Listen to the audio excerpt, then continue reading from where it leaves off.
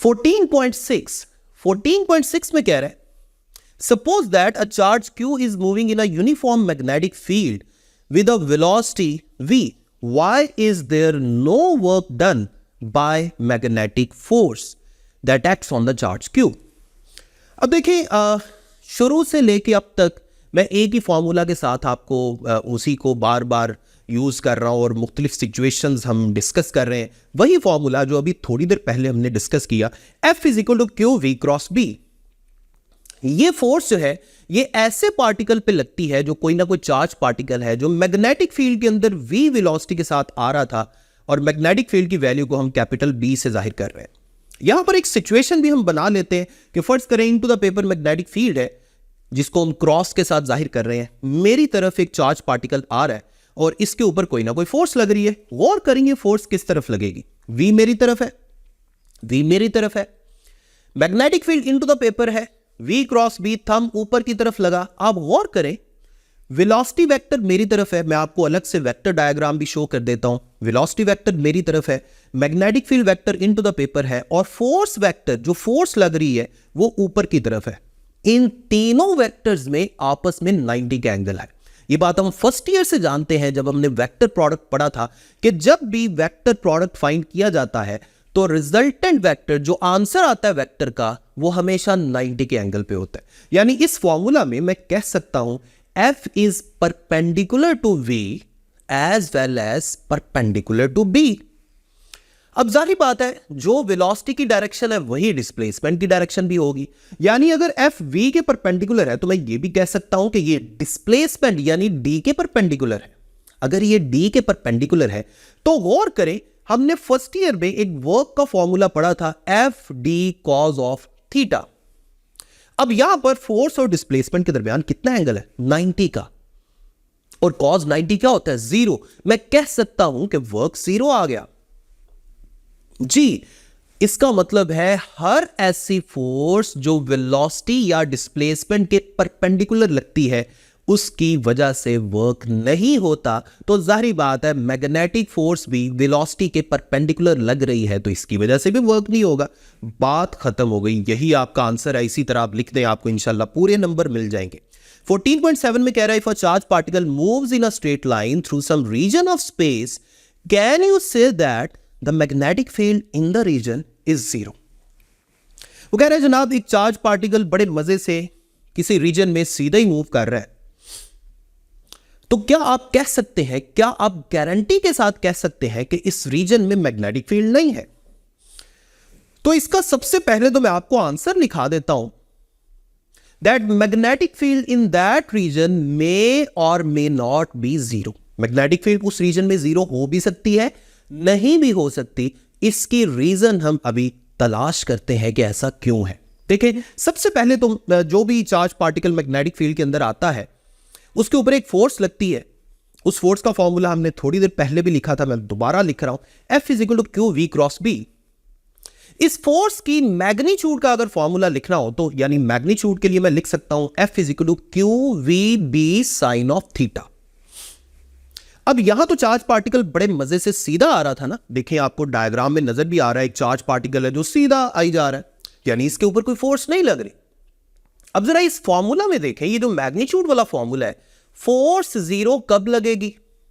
देखें या तो चार्ज पार्टिकल 0 हो यानी Q की वैल्यू 0 हो, या V की वैल्यू 0 हो, या B की वैल्यू 0 हो, या cos थीटा नहीं साइन थीटा की वैल्यू 0 हो।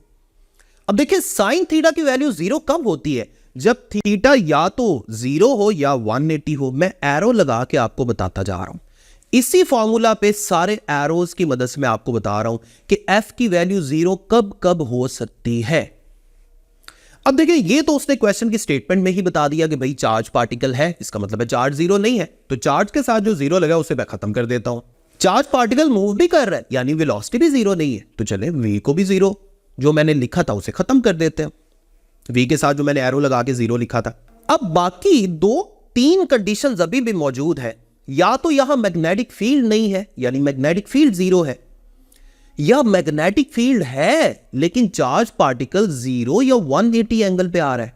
कैसे? देखें देखिए अब मैं यहां पर मैग्नेटिक फील्ड लाइंस भी शो कर देता हूं, मैग्नेटिक फील्ड लाइंस भी मेरी तरफ है, चार्ज पार्टिकल भी मेरी तरफ आ रहा है, जो मैग्नेटिक फील्ड बी के अंदर मेरी तरफ मूव कर रहा है। देखें इस वक्त एंगल कितना है, 0। इसी तरह अगर मैग्नेटिक फील्ड लाइंस उस तरफ होती और चार्ज पार्टिकल मेरी तरफ आ रहा होता तो अब एंगल क्या होना था, 180। इस कंडीशन में भी मैग्नेटिक फोर्स नहीं लग रही। इसका मतलब है अगर चार्ज पार्टिकल सीधा आ रहा है तो ये इस बात की गारंटी नहीं है कि यहां मैग्नेटिक फील्ड नहीं है। हो सकता है मैग्नेटिक फील्ड हो लेकिन चार्ज पार्टिकल उस मैग्नेटिक फील्ड के अंदर पैरेलल या एंटी पैरेलल आ रहा हो।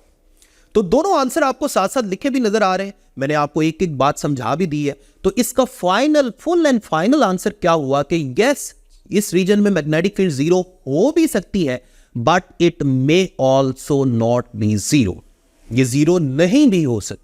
और 0 ना होने की मैंने क्या रीजन बताई है कि भाई हो सकता है मैग्नेटिक फील्ड हो लेकिन चार्ज पार्टिकल पैरेलल या एंटी पैरेलल आ रहा हो, इसीलिए इस पे कोई फोर्स नहीं लग रही और वो सीधा ही आई जा रहा है। इसके बाद है जी क्वेश्चन नंबर, नेक्स्ट क्वेश्चन आपके पास 14.8 जी। 14.8 में कह रहा है why does the picture on a TV screen becomes distorted when a magnet is brought near the screen.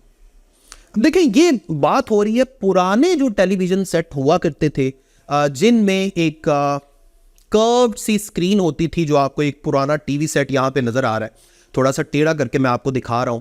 इसके पीछे एक पिक्चर ट्यूब लगी होती थी जिसे हम पिक्चर ट्यूब कहते थे। असल में होता ये था कि वहां से इलेक्ट्रॉन्स आते थे और स्क्रीन के ऊपर जाके फॉल करते थे, और जैसे ही वो स्क्रीन पर फॉल करते थे तो दूसरी तरफ हमें इमेज नजर आता था। सेम ऐसी ही वर्किंग हमने इसी चैप्टर में सीआरओ में पढ़ी थी, जो आपको लेक्चर हमने बहुत डिटेल में सीआरओ का डिस्कस किया था। अगर आपको थोड़ी बहुत इंफॉर्मेशन मजीद चाहिए तो आप सीआरओ का लेक्चर भी देख सकते हैं। इन शॉर्ट हम कह सकते हैं कि इस टीवी पे जो भी सामने इमेज बन रहा है ये इलेक्ट्रॉन्स की वजह से बन रहा है, यानी कोई ना कोई इलेक्ट्रॉन पिक्चर ट्यूब से निकल के इसके ऊपर आके फॉल कर रहा है। यानी हम कह सकते हैं कि इलेक्ट्रॉन की वजह से बन रहा है, इलेक्ट्रॉन मूव कर रहे हैं। तो जब मैं कोई मैग्नेट इसके करीब लेके आऊंगा तो इसका मतलब है इलेक्ट्रॉन इस मैग्नेट की मैग्नेटिक फील्ड के अंदर भी मूव करना शुरू हो गए। अब क्या होगा, कोई भी चार्ज पार्टिकल जब मैग्नेटिक फील्ड के अंदर मूव करे तो उसके ऊपर ये फोर्स लगती है जिसका फॉर्मूला आपको सामने लिखा नजर आ रहा है, F = QV क्रॉस B।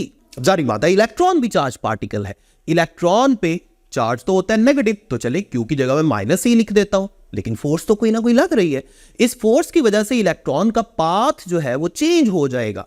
पहले वो जहां जाके फॉल कर रहा था बड़ा अच्छा इमेज दे रहा था, लेकिन अब सारे इलेक्ट्रॉन्स जो है उनके पाथ रैंडम हो जाएंगे और जहां उसने जाके फॉल करना था अब वहां जाके फॉल नहीं करेगा, अब कहीं और जाके फॉल करेगा, जिसकी वजह से वो जो पिक्चर हमें बड़ी अच्छी क्लियर नजर आ रही थी अब उस पिक्चर के जो पिक्सेल्स हैं वो मिक्स होते हमें नजर आएंगे, जिसके लिए हम वर्ड यूज कर सकते हैं that the picture has been distorted. Picture टूट गई है, पिक्चर खराब हो गई है।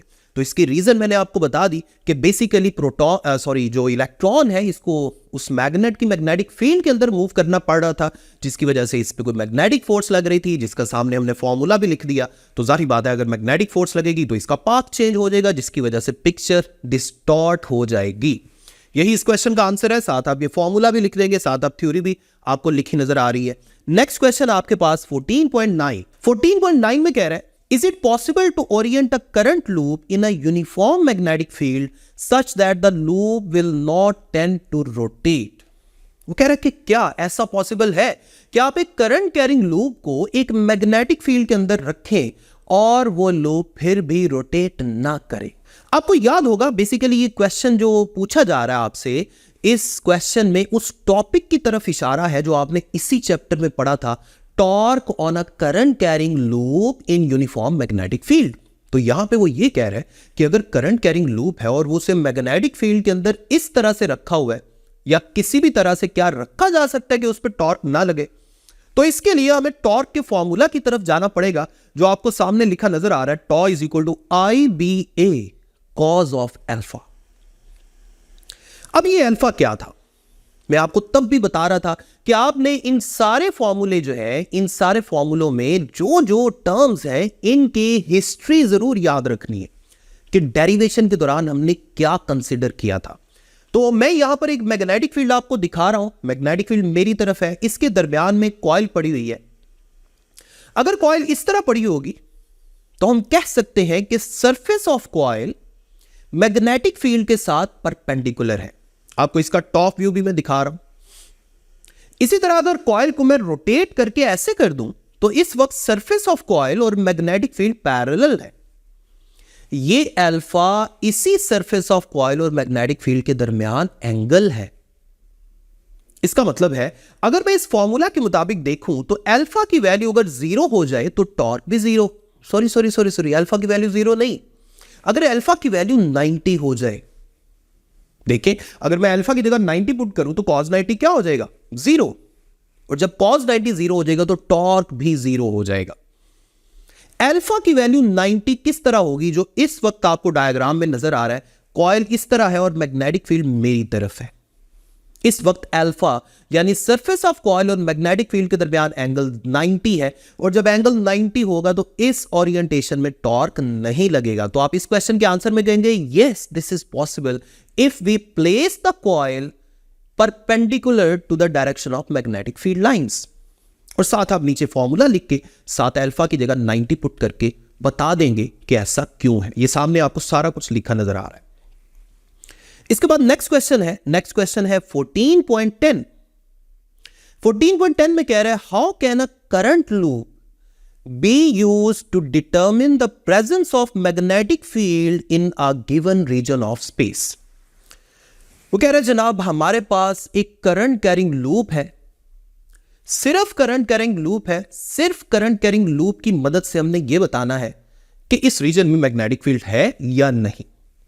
इसमें भी उसी फॉर्मूला का मैं रेफरेंस दूंगा। हम जानते हैं कि अगर करंट कैरिंग लूप को मैग्नेटिक फील्ड के अंदर रखा जाए तो उसके ऊपर एक टॉर्क लगता है, जो आपको सामने फॉर्मूला भी नजर आ रहा है, tau is equal to IBA cos of alpha.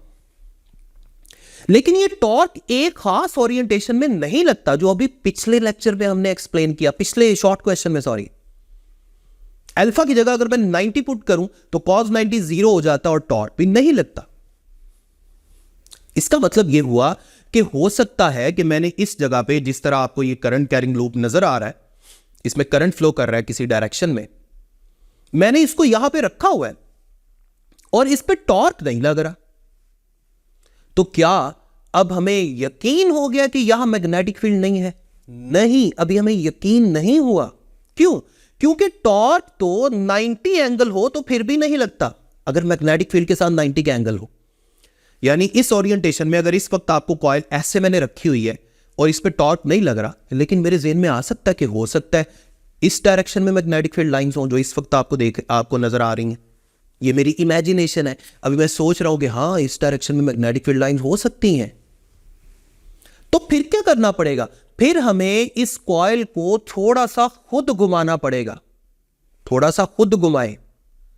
अब देखिए अगर पहले मैग्नेटिक फील्ड लाइंस मेरी तरफ थी, मेरी इमेजिनेशन के मुताबिक, अब तो मैंने कॉइल को घुमा दिया, अब तो मैग्नेटिक फील्ड लाइंस और कॉइल के सरफेस के दरमियान 90 का एंगल नहीं होना चाहिए। अगर पहले मैग्नेटिक फील्ड लाइंस मेरी तरफ थी तो अब तो टॉर्क लगना ही चाहिए अगर मैग्नेटिक फील्ड यहां पर हो। लेकिन अगर अभी भी टॉर्क ना लगे तो इसका मतलब है अब यकीन कर लें कि यस अब मैग्नेटिक फील्ड के बारे में हमें यकीन हो गया है कि यहां मैग्नेटिक फील्ड नहीं है। तो आप इसमें यही आंसर करेंगे कि yes we can determine the presence of magnetic field in a given region of space. हम क्या करेंगे? हम उस रीजन में करंट कैरिंग कॉइल को रखेंगे। अगर उस पर टॉर्क नहीं लग रहा तो कोई बात नहीं, हम कॉइल को खुद थोड़ा सा घुमाएंगे। अगर अब भी टॉर्क नहीं लग रहा तो हमें यकीन हो गया है कि यस यहां मैग्नेटिक फील्ड नहीं है। लेकिन अगर टॉर्क लगना शुरू हो जाए तो हमें पता चल जाएगा कि यहां मैग्नेटिक फील्ड है।